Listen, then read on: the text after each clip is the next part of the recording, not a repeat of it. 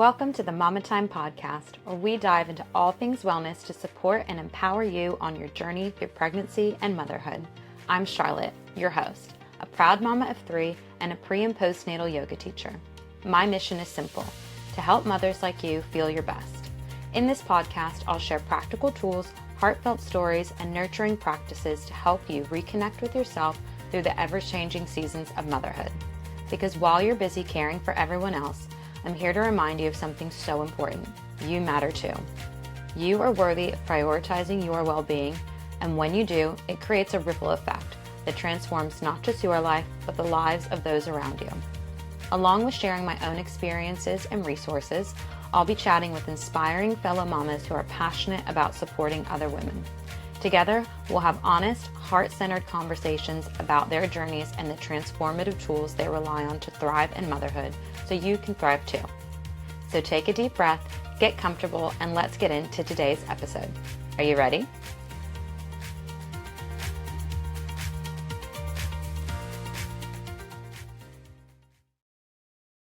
Hi, and welcome back to Mama Time. Today, I'm so excited to share this episode with you. We're diving deeper into a topic that I absolutely love, and that is why having a home yoga and mindfulness practice is such a game changer in motherhood.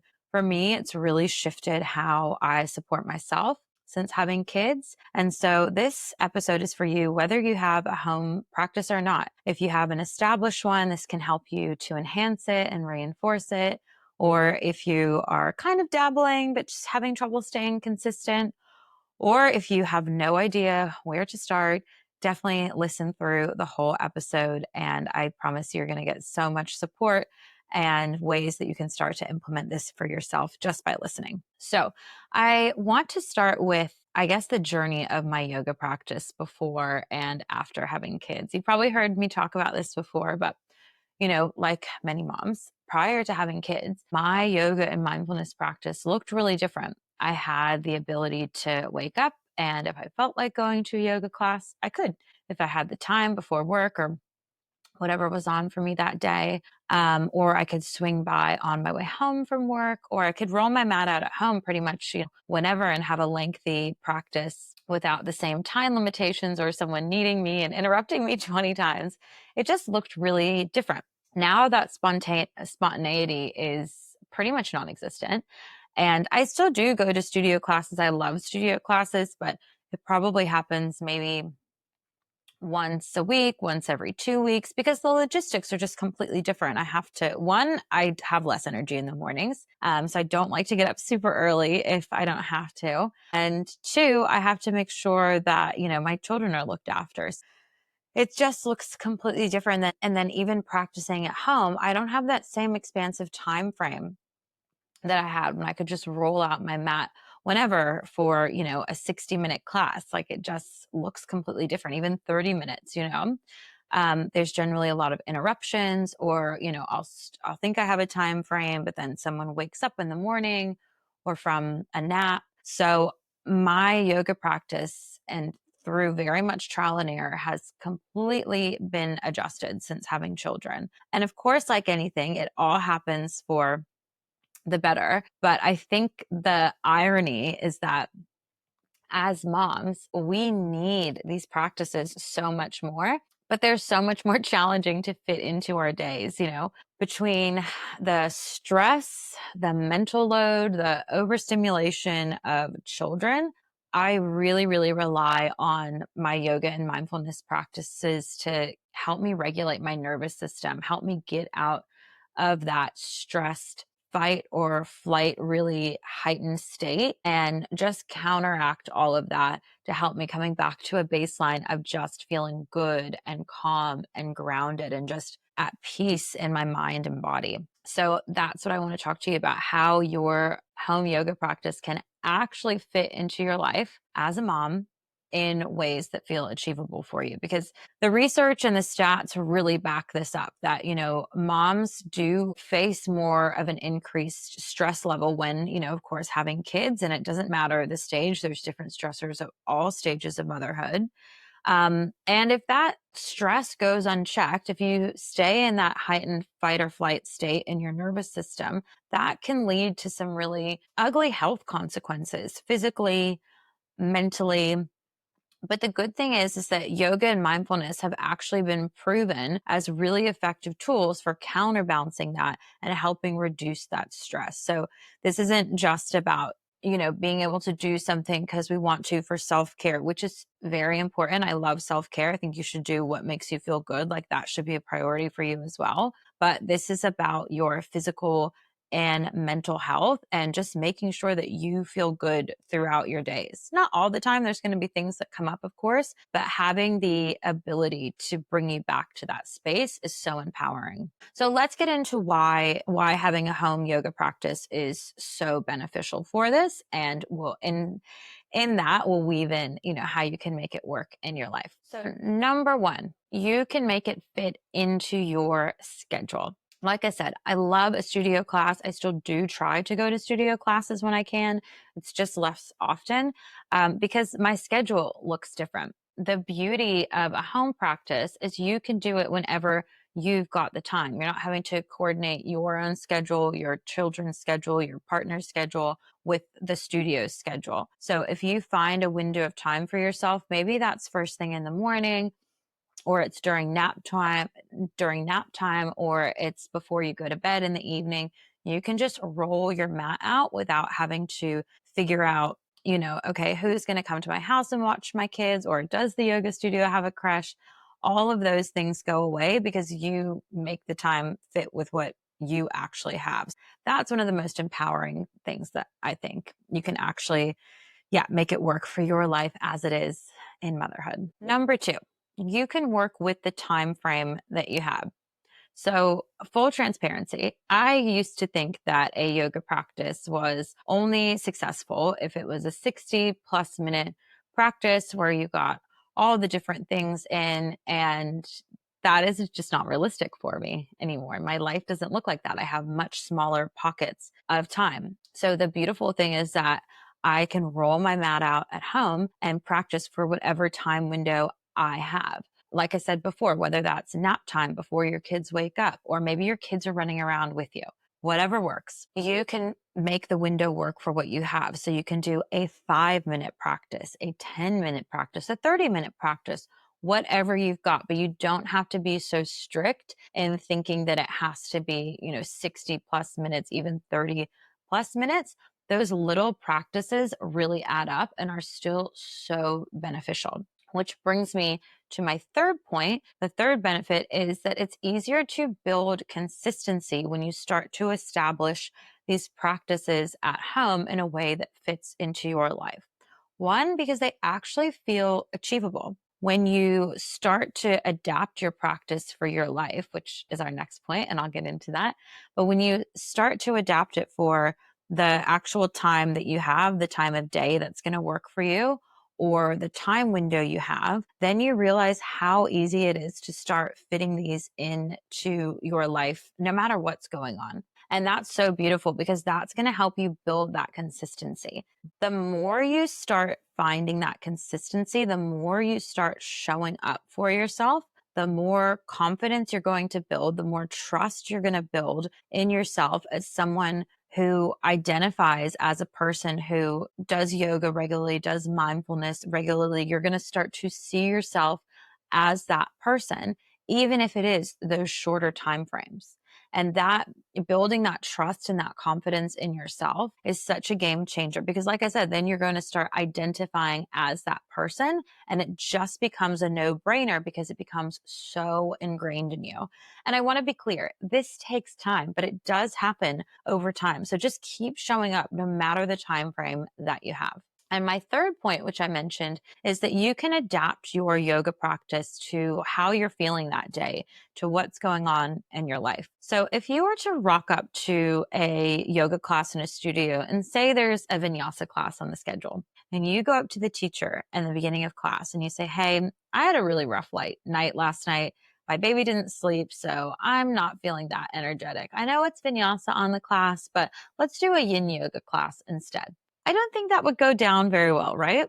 But you have the power to chop and change at home. Maybe you had planned to wake up and do this beautiful full vinyasa practice, and that sounds lovely, and you will be able to do that a different day. But maybe you had a rough night with your baby and you decide that you get up, you roll out your mat, whatever time of day it is. Maybe you don't get there until the afternoon on your lunch break or whatever time frame you have. You roll out your mat and you decide, my body does not need vinyasa today. My body needs a more restorative class, or maybe you don't even have time for actual movement. That's okay too. Maybe you're just thinking, I really need to be grounded, but I only have a couple of minutes. Cool. That's fine.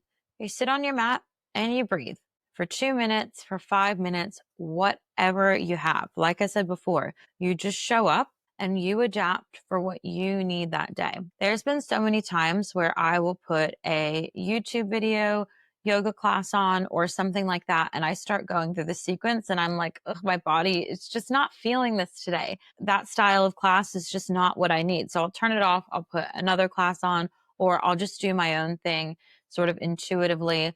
But you have the power to change it to how you're feeling that day.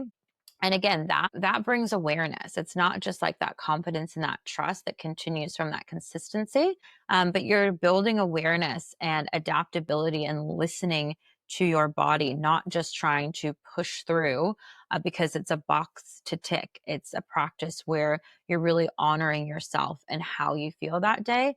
And again, that's really important in motherhood because every day looks different depending on what you've got going on in your season of life, in your child's season of life, and you want to be able to support yourself with that in the right way. And having that practice at home where you adapt it to how you're feeling, when you work with the time frames you have, all of those things, that brings me to our fifth point, which is that it helps you take those practices off the mat in moments that you really need them. So those mindfulness practices, especially, but yoga as well, they really help you to build awareness in your body, to start noticing those subtle cues that come up. Your breath, for example. So if you're in a situation where you're starting to feel heightened, you're starting to feel stressed and triggered and overwhelmed, or whatever is going on for you. So a big trigger for me at the moment is when my two boys, they're 5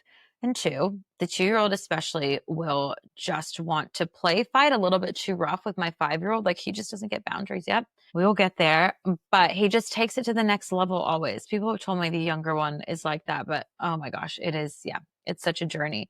But when he keeps continually doing that and not listening about keeping gentle hands and things like that, I'm really finding that a trigger at the moment. So, the first couple times I can stay calm and use those gentle parenting techniques that I want to be using to help guide the situation in the right way, to help guide him in the right way. But by like the fifth or sixth time, when we're trying to get out the door in the morning and I just keep having to jump back in and play referee, I can notice that my breath is getting shorter. I'm feeling tighter in my chest and I'm about to get really angry. And look, sometimes I do. I will hold my hand up and say that I'm not perfect.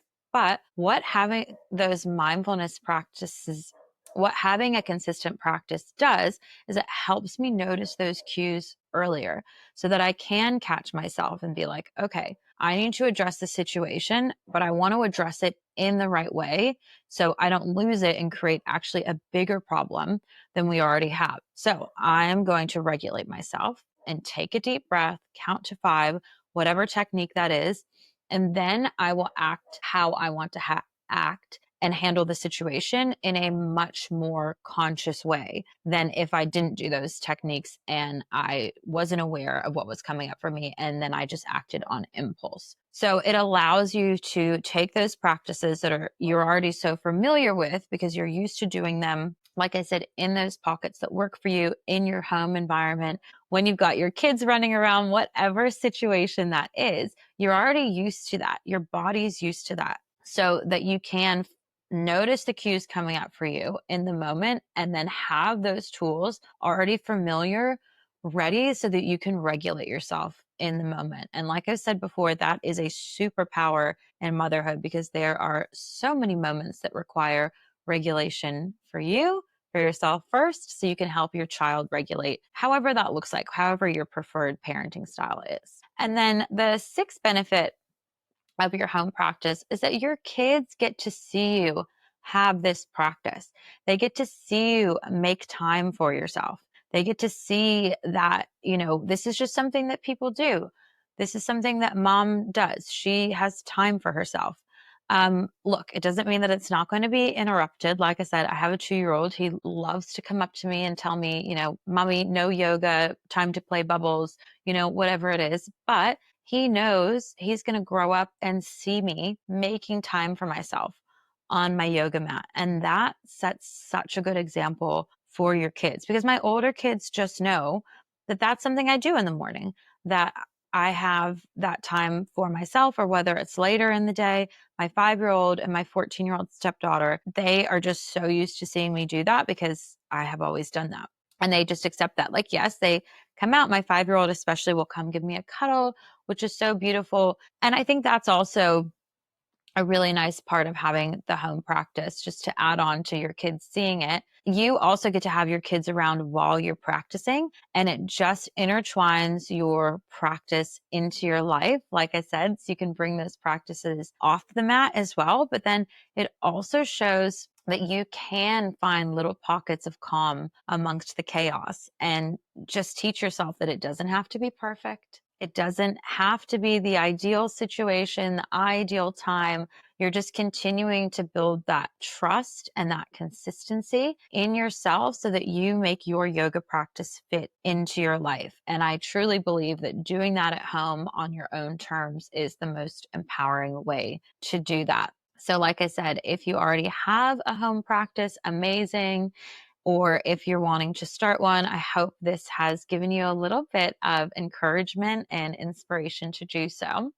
And if you'd like to take this deeper, then I am so excited to share with you that I am launching my brand new program today. It's available now. It is the Home Practice Essentials program. So this is a 4-week yoga and mindfulness program for moms. And so what you're going to get in this is each week you're going to get a 10-minute energizing yoga practice, a 10-minute restorative yoga practice, a 5-minute guided meditation that's going to be based on our mindset theme for that week to help support you on an even deeper level, and then a 2-minute breath practice so you can regulate yourself in any moment. All of these are designed to fit into your life as a busy mom. So you're going to get these on a Sunday, and then you fit them into your week however works for you. So you're going to get an accountability checklist. We're also going to have a group where we can all connect, all of the beautiful mamas going through this together, so we can all check in, cheer each other on, share wins, share questions. I think community is such an essential piece of motherhood as well, especially like-minded mamas that are on a similar journey.